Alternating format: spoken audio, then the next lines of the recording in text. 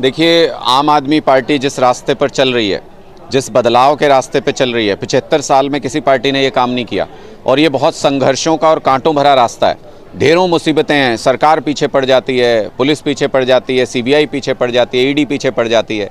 ये कांटों भरा और बहुत मुश्किलों भरा रास्ता है। सबके बस की बात नहीं होती इस संघर्ष के रास्ते पे आगे बढ़ते हुए मंजिल तक पहुंचना। बहुत से साथी ऐसे हैं जो रास्ते में सरेंडर कर देते हैं, बीजेपी के सामने घुटने टेक देते हैं।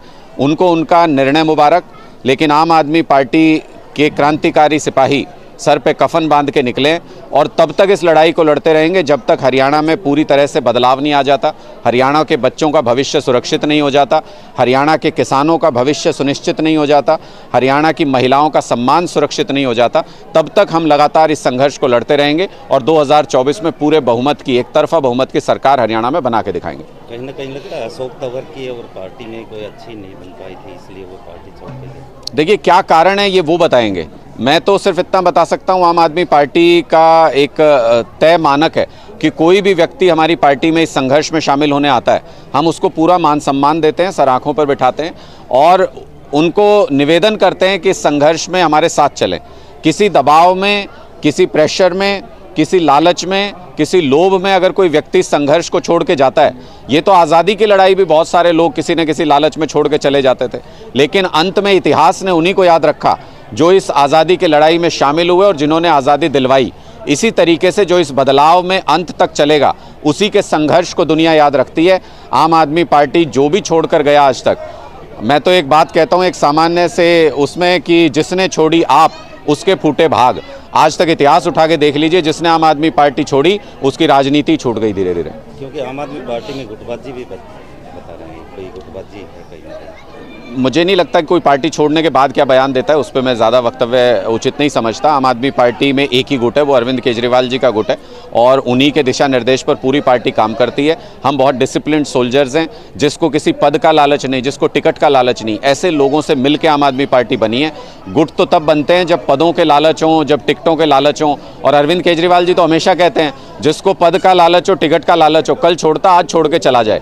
यहाँ पर आज़ादी के मतवाले हैं, यहाँ पर बदलाव चाहने वाले संघर्षशील लोग इस पार्टी में हैं और वो लोग मिलके इस संघर्ष के रास्ते पे आगे बढ़ते रहेंगे। हरियाणा में आम आदमी पार्टी का सीएम का चेहरा कौन है? जब समय आएगा तो आपको वो सारे पॉलिटिकल निर्णय भी जो चुनाव के वक्त बताए जाते हैं, उस वक्त में वो सब निर्णय लेके आपको बताएंगे। जी, इंडिया गठबंधन के साथ नहीं लड़ेंगे। देखिए, पूरी तरह से आम आदमी पार्टी इंडिया गठबंधन के प्रति कमिटेड है और पूरे देश में लोकतंत्र और संविधान पे जिस तरीके का खतरा भारतीय जनता पार्टी के राज में, ये हमको वापस गुलामी की तरफ ले जा रहे हैं। चुनाव आयोग को ये गुलाम बनाना चाहते हैं, सुप्रीम कोर्ट को ये दबाव में रखना चाहते हैं, सारी एजेंसियों को खत्म कर देते हैं। ताज़ा उदाहरण आप चंडीगढ़ में देख लीजिए। चंडीगढ़ में मेयर बनने जा रहा है आम आदमी पार्टी का, हमारे पास बहुमत है, 20 के मुकाबले 15 वोट से बीजेपी हार रही है। वहाँ पे इन्होंने कहा कि जो प्रिजाइडिंग ऑफिसर है वो बीमार हो गए, इसलिए चुनाव नहीं हो सकता, तो 2 दिन पहले इन्होंने चुनाव टाल दिया। मैं ये पूछना चाहता हूं, कल को अगर मुख्य चुनाव आयुक्त को खांसी जुकाम हो गया तो क्या ये लोकसभा चुनाव टाल देंगे? क्या देश में चुनाव कराने बंद कर देंगे? ऐसे बेवकूफ़ी भरे जो लॉजिक दिए जाते हैं भारतीय जनता पार्टी की तरफ से, वो स्पष्ट बताते हैं कि इनकी नीयत लोकतंत्र की नहीं है, लोकतंत्र को खत्म करने की है। इसलिए उसके खिलाफ इंडिया गठबंधन बनाया गया है। सब मिलकर लड़ेंगे और 2024 में भारतीय जनता पार्टी हारेगी।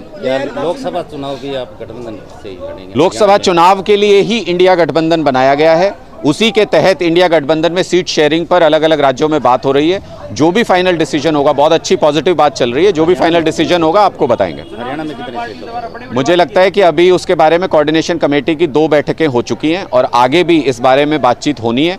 उस बातचीत के बीच में किसी तरह का कमेंट करना सही नहीं है। जो भी निर्णय होगा उसके बारे में वो सार्वजनिक करेंगे। चुनाव के समय पार्टियों द्वारा बड़े-बड़े वादे किए जाते हैं, लेकिन सत्ता में आने के बाद पार्टियों जनता के साथ खिलवाड़ किया जाता है, तो ऐसे में आम आदमी पार्टी पर कैसे लोग विश्वास जता पाएंगे? मैं तो कह ही रहा हूं कि विश्वास मत जताओ। विश्वास इसलिए मत जताओ कि पहले आजमाओ और उसके बाद वोट दो।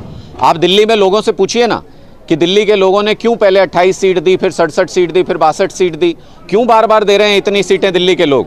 क्योंकि उनको विश्वास है कि आम आदमी पार्टी वो काम कर रही है जो 75 साल में आज़ादी के बाद किसी पार्टी ने नहीं किया। पंजाब के अंदर आप देखिए, एक तरफा बहुमत मान सरकार को मिला और अभी लोकसभा में भी 13-0 पंजाब के अंदर होने वाला है, तो इससे आप अंदाज़ा लगा सकते हैं कि पंजाब के लोग क्यों बार बार वोट दे रहे हैं आम आदमी पार्टी को। क्योंकि पंजाब के लोगों को लगा कि ऐसा काम हो रहा है जो आज़ादी के बाद किसी पार्टी ने नहीं किया। जब दिल्ली और पंजाब के लोग विश्वास करते हैं तो हरियाणा भी दोनों राज्यों के बीच में आता है। हरियाणा के लोग भी इस बार पूरा विश्वास आम आदमी पर करेंगे। जब भी चुनाव नजदीक आता है तो ईडी की छापेमारी करवाई जाती है, तो उसको लेकर क्या? जब जब भाजपा डरती है तो ईडी को आगे करती है। मुझे लगता है कि भारतीय जनता पार्टी के अंदर डर है कि इंडिया गठबंधन के हाथों बुरी तरह से हारने जा रही है भारतीय जनता पार्टी, इसलिए उन्होंने सभी विपक्षी दलों के खिलाफ सीबीआई और ईडी जैसी अपनी एजेंसियों को खुला छोड़ दिया है और सबको, सारे विपक्षी दलों के पीछे लगा दिया है। सबको जेल में डाल दो, किसी को प्रचार में मत जाने दो, किसी को चुनाव मत लड़ने दो। ये तो तानाशाही हो गई, फिर लोकतंत्र कहाँ रहा। SRK का जो यात्रा चल रही है उसको लेकर क्या है? उनका आंतरिक मामला है उनकी पार्टी का, और कांग्रेस पार्टी में ये बहुत एक तरीके से परंपरा है गुटबाजी की।